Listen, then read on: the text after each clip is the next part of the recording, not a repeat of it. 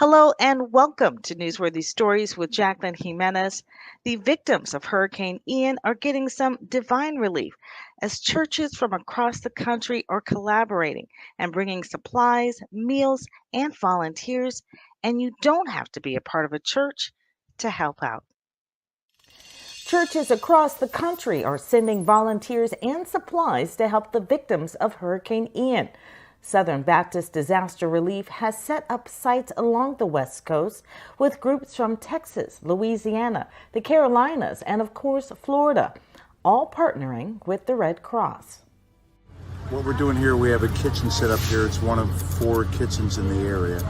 And what we're doing is we have ERVs, or emergency response vehicles, and we go out into the neighborhoods to see where the need is and start delivering door to door. And we also set up static places to feed. And we just try to canvass the area, asking people where the bad, tough spots are. And if you have a need, your neighborhood has a need, then if you dial your local Red Cross chapter, they will send us the information and we will go out and search that area.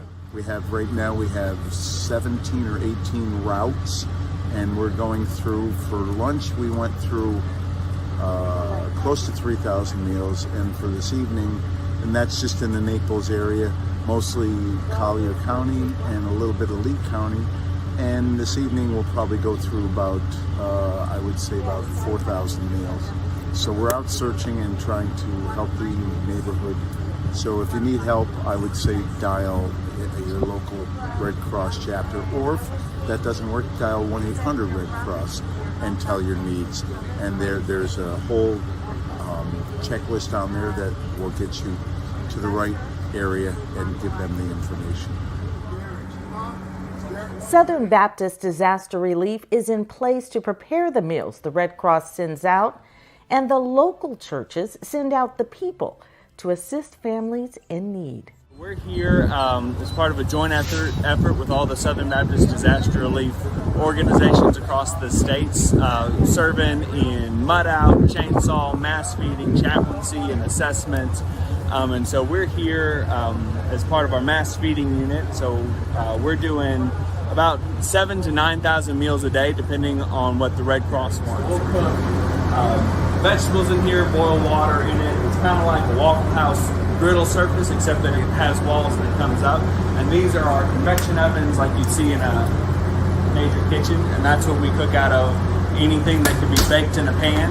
And so we're provided with pre-cooked foods, and so we're bringing them up to serve safe temperatures based off of U.S. regulations for food. We believe that God values each and every person. He loved them enough to send his son to die on the cross, so the least we can do is come and serve and feed and help out in different ways. As far as volunteering, your local church is the best place to get in and call to volunteer. I know First Baptist Naples is sending out church members and people that aren't even from their church out daily. I know they sent out 180 people doing mudding out of people's homes that have been flooded just today alone. So your local church is the best place to get involved with volunteering. Park Ridge Church, which is located in South Florida, sent over 2 different teams of people to volunteer at New Life Church in Bonita Springs near Naples. They were able to drive over, help out, and return home the same day. And you can too. The biggest problem in this area, storm surge. You can see the flood line inside this home is above the sliding glass door. When the owners came home, they found this. All their belongings had literally floated to the ceiling, and when the water receded, everything was completely jumbled. One of the biggest ways you can help the victims is taking their saturated belongings to the street so the repairs can begin. Because in Florida, in all its humidity, the race is on to prevent the spread of mold. It was really incredible to see these organizations in action in person and to just see what storm surge can actually do up close. It was crazy to walk down a street of a neighborhood and from the outside everything looked well. You couldn't even, there wasn't that much storm damage to the structure of what we were looking at. But when we walked inside and we saw that flood line above that sliding glass door, and then to see all the furniture on top of one another, it was incredible. Uh, you can do this in a day. If you don't know much about Florida, or for, those of you who live in Florida, on the east coast of Florida, it only takes a couple of hours to get over to the west coast, especially if you're in South Florida. You can get there in a couple of hours, and that's what made it so easy for some of the churches in South Florida to drive over and then drive back that night. And they did this, and they're repeating this throughout the week. And so I think if you're a business, if you are a group, an organization, especially, different types of needs are also needed, not just supplies, not just meals, not just muscle, right? But they also need mental health counselors, people who can just be a sounding board for the people there. Obviously, people who can help in construction are willing to help, because, yes, you can go there and be used as a service. But sometimes, there are handyman that are able to go and be helpful as well. And so they're looking for all types of people who can, not only that, but you can also you can volunteer to help out to create meals and things like that. And it's really important that you just use what you can. What they're looking for are people who are willing to go and help. Give them, reach out to them, go to the websites, fill out the forms, and you will see for yourself how easy it is to volunteer. And that is the whole point I was trying to make. The people were just really still in shock in many ways.